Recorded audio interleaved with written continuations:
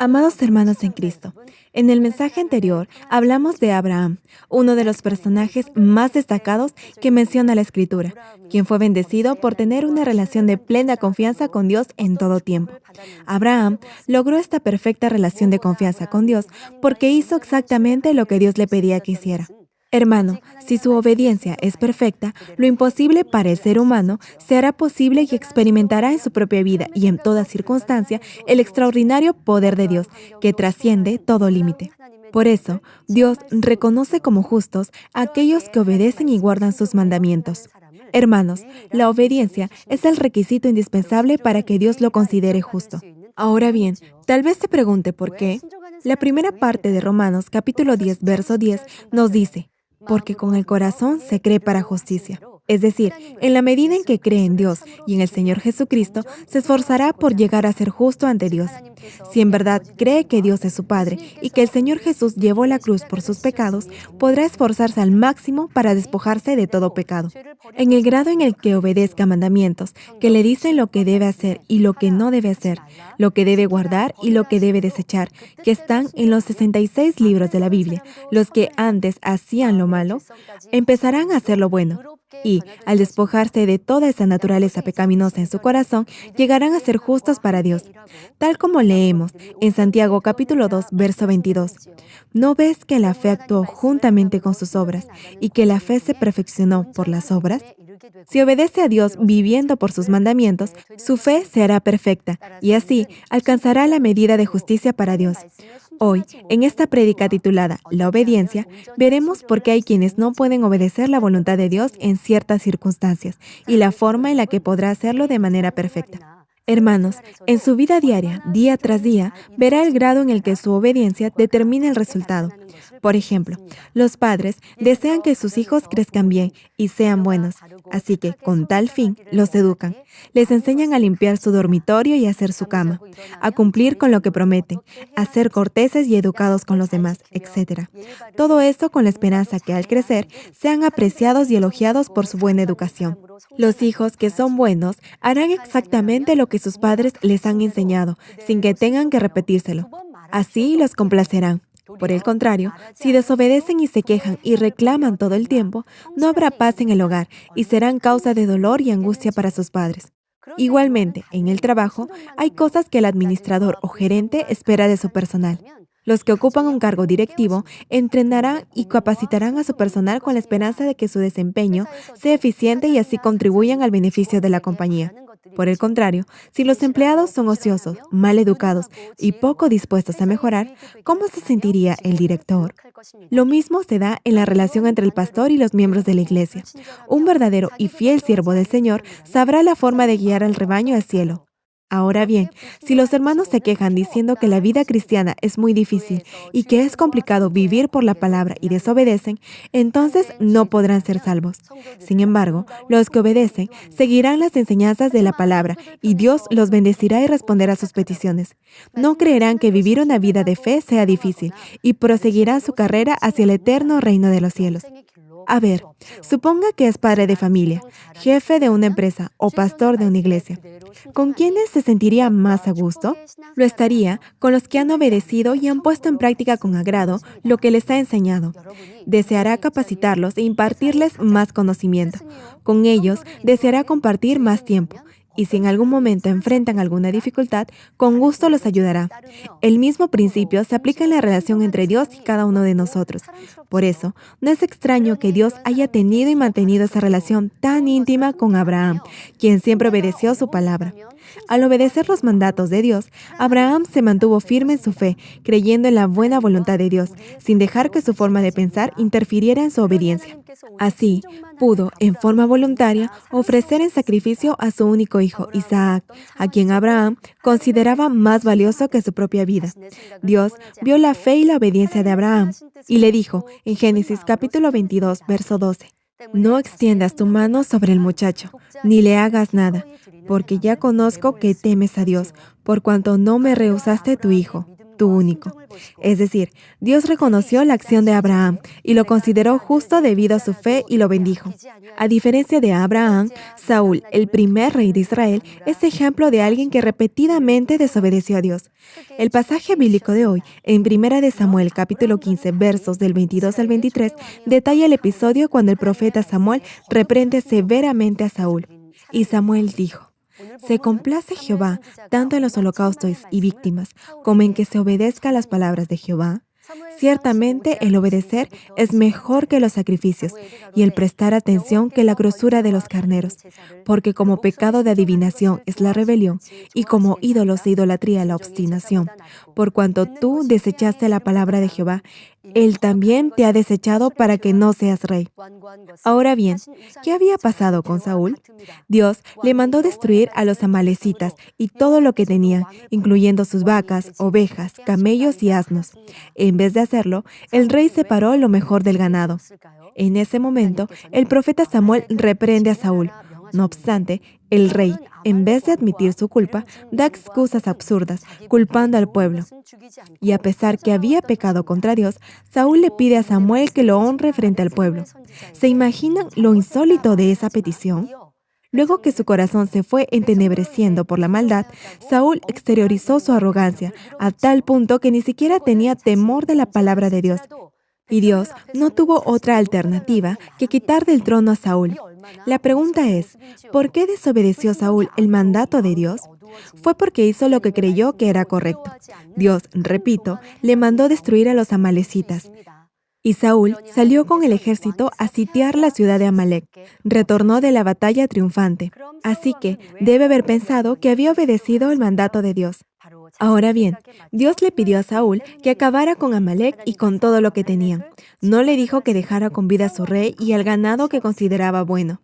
No obstante, Saúl hizo precisamente eso. Hermano, desobediencia es desviarse de la voluntad de Dios, no obedecerla y hacer lo que uno cree es correcto y bueno. Algo que debe entender y recordar es que cuando alguien hace lo que cree que es correcto, no podrá obedecer a Dios. Obediencia es hacer exactamente lo que Dios le pide hacer. La verdadera obediencia no se determina por hacer solo lo que quiere hacer o hacer lo que usted considera se debe hacer, sino se trata de hacer exactamente la voluntad de alguien más. Esto también se aplica a la relación entre Dios y nosotros. Pregunto, ¿usted obedece de acuerdo a la voluntad de Dios? ¿Hace todo lo que está en la palabra de Dios sin cuestionar ni dudar? Quizás se pregunte, ¿por qué Saúl fue tan necio de desobedecer la palabra de Dios de esa manera? A ver, les propongo algo. Detengámonos un momento y veamos, con la ayuda de algunos pasajes de la Escritura, su grado de obediencia, o si por seguir su propio criterio o forma de pensar, ha sido o no desobediente a la palabra. Bien, leamos Primera de Tesalonicenses, capítulo 5, versos del 16 al 18. Estad siempre gozosos, orad sin cesar, dad gracias en todo, porque esta es la voluntad de Dios para con vosotros en Cristo Jesús.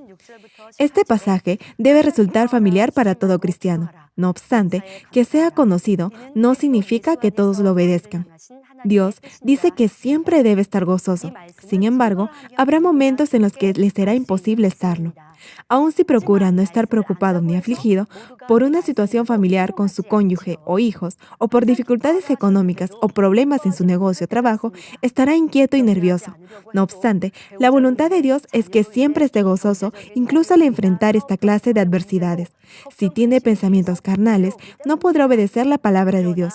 Únicamente se enfocará en la realidad y, con toda seguridad, se preocupará. Un creyente que tiene fe echará fuera de su mente por fe todo tipo de argumento carnal que se centra en circunstancias externas.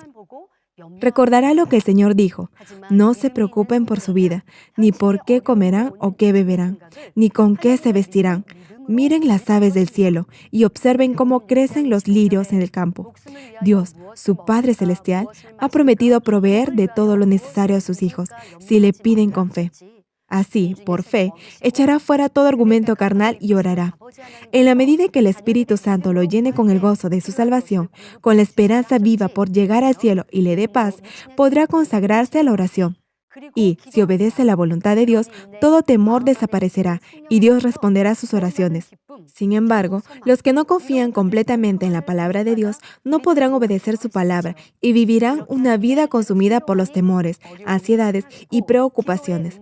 Escucharán prédicas y otros hermanos les dirán que a pesar de las dificultades deben estar gozosos. No obstante, responderán que no pueden estar alegres en una situación tan difícil. No se darán cuenta que están desobedeciendo a la palabra de Dios y que solo están dando pretextos. Obedecer la palabra de Dios y orar sin cesar son las dos caras de una misma moneda. Ahora bien, una vez que permite que sus argumentos carnales entren en su mente, comenzará a elucubrar pretextos, como que está muy ocupado o muy cansado para ir a la iglesia a orar, y no obedecerá a la palabra de Dios. Quizá asista a la reunión de oración en la iglesia, pero repetirá una y otra vez, sin sentido, las peticiones de oración. Se adormilará o se aburrirá y esperará solo que el tiempo pase y termine la oración. Una vez que se deja llevar por su forma de razonar carnal, no podrá obedecer este simple mandato de Dios de orar todo el tiempo, ni tampoco podrá orar de acuerdo a la voluntad de Dios. Dios contesta las oraciones que le hacen de rodillas de todo corazón y clamando con fe y amor. Si se deja llevar por su forma de pensar o criterio personal carnal, pensará que orar en silencio o en voz muy baja, antes que clamar en voz audible, será una muestra de respeto a Dios. O se inquietará o incomodará por los que están cerca suyo y pensará que estarán escuchando su oración. Si ora de acuerdo a su criterio y forma de pensar, dejándose llevar por sus argumentos carnales, estará desobedeciendo a la voluntad de Dios y su oración no será respondida.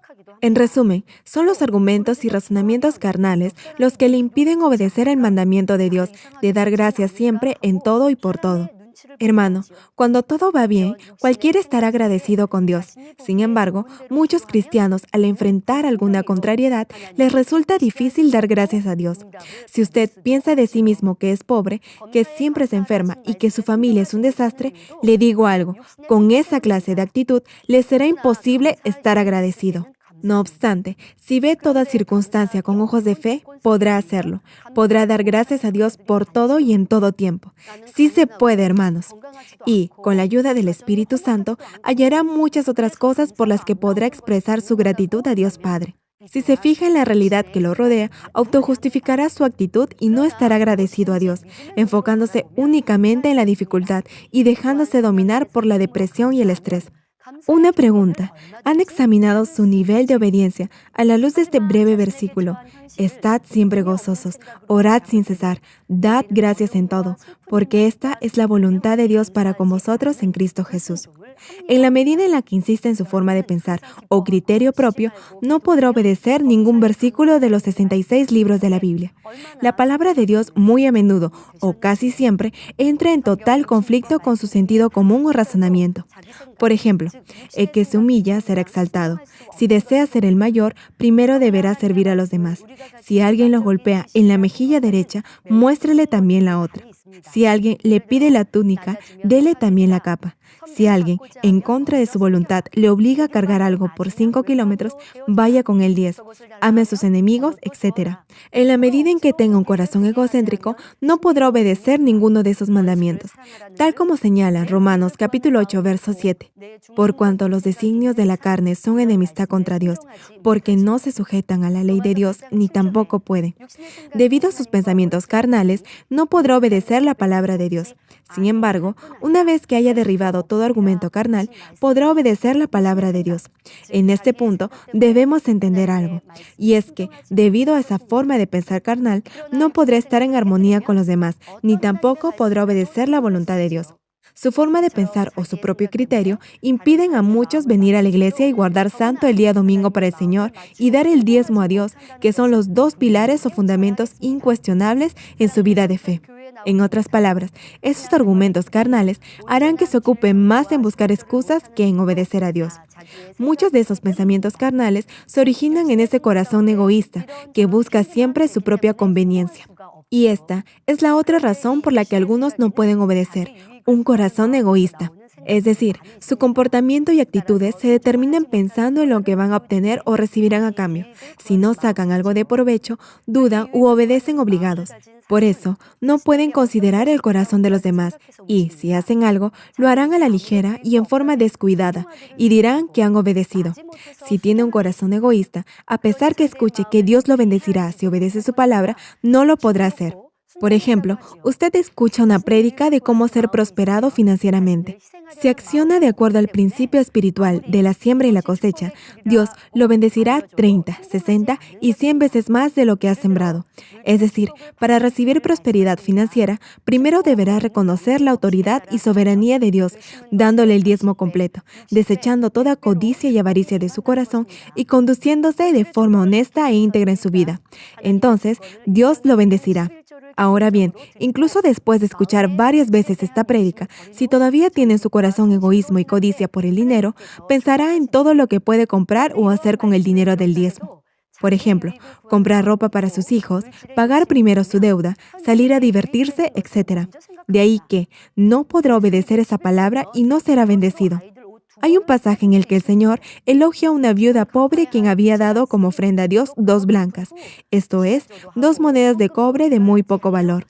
Marcos, capítulo 12, versos del 43 al 44, nos describe este episodio.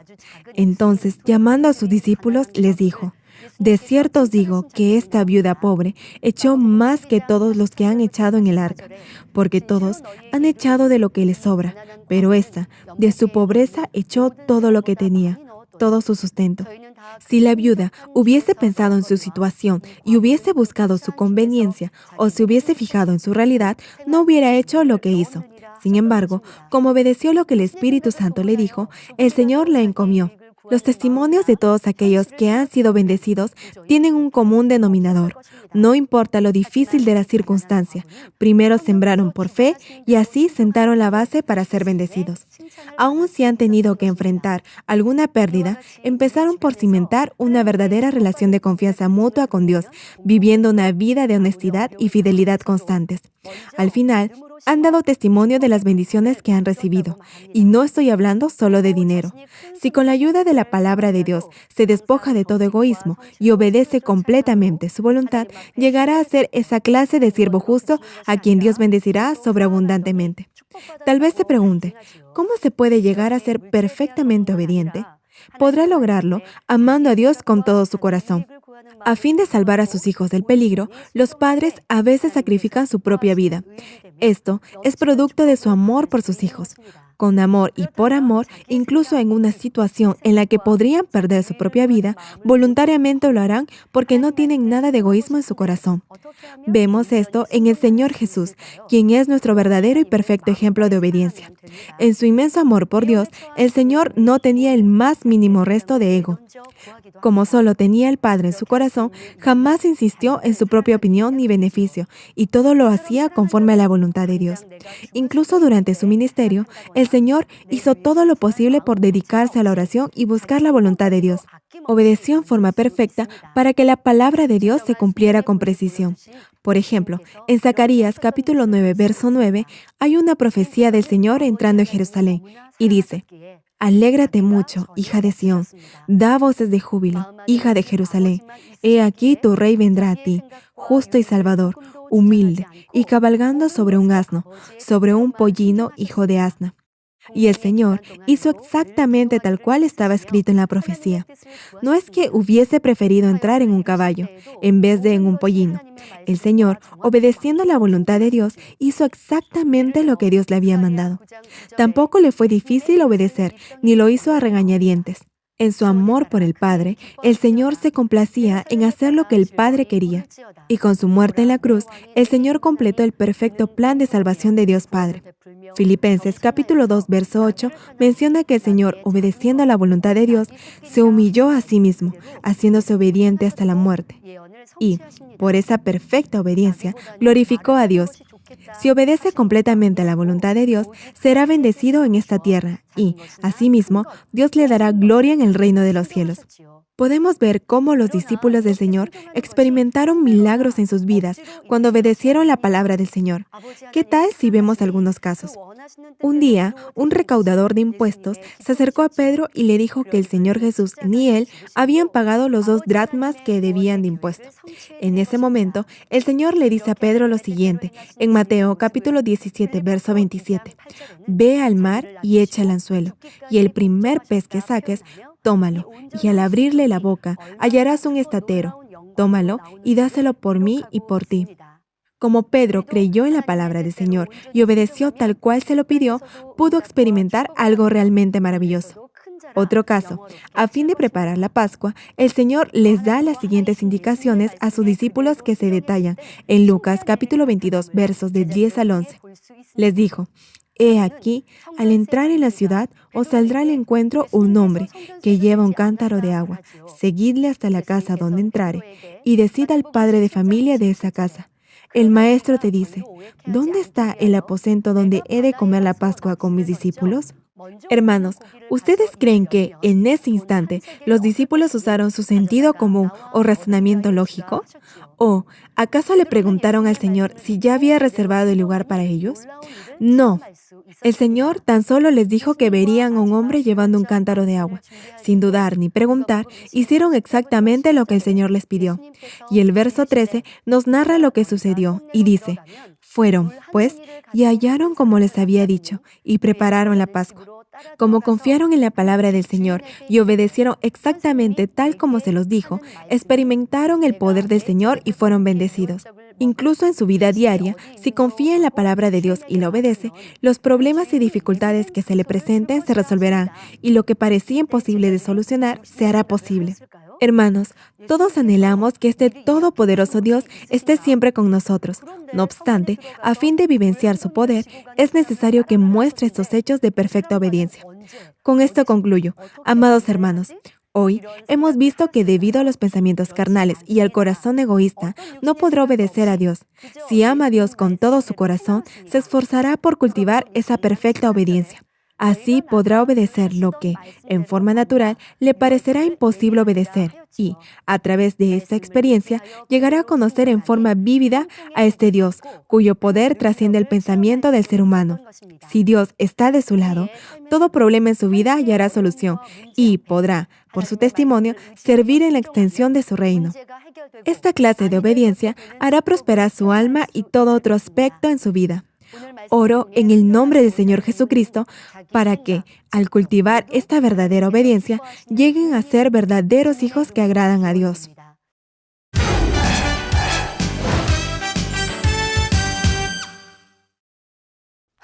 Aleluya, Dios Todopoderoso de amor.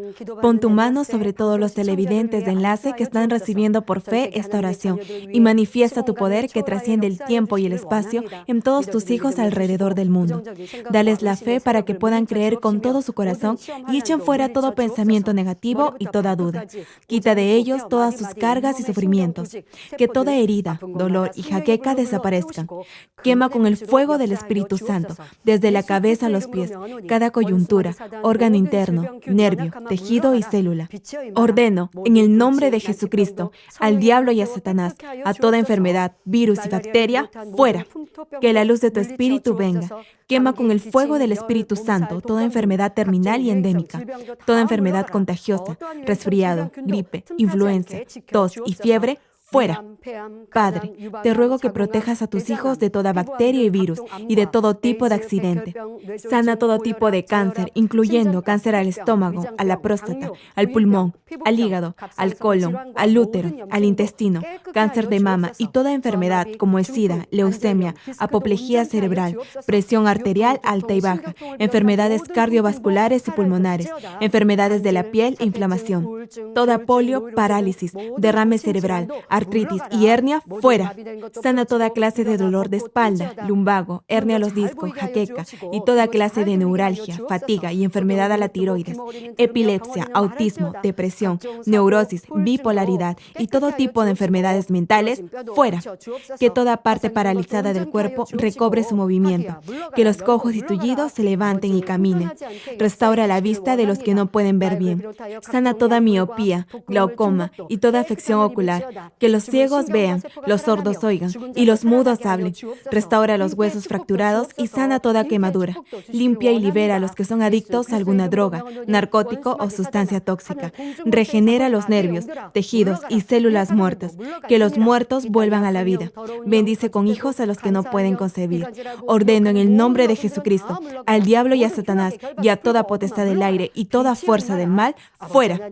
Todo poder de las tinieblas, espíritus malignos, perversos, deshonestos, engañadores, espíritus de división, de tentación, de mentira y todo espíritu de iniquidad, fuera.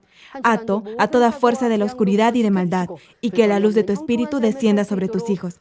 Padre, dales la fuerza necesaria para que puedan clamar en oración y se despojen de todo pecado y vivan en santidad. Que sus almas prosperen, tengan salud y todo les vaya bien, y que sus familias sean evangelizadas. Protege a tus hijos durante esta semana de todo tipo de accidente. Bendícelos y prospera todo lo que hagan. Guarda y protege sus hogares, trabajos y negocios, y que en todo lo que hagan y digan honren tu nombre. Gracias, Padre. A ti sea toda la gloria. He orado en el nombre de nuestro Señor Jesucristo. Amén.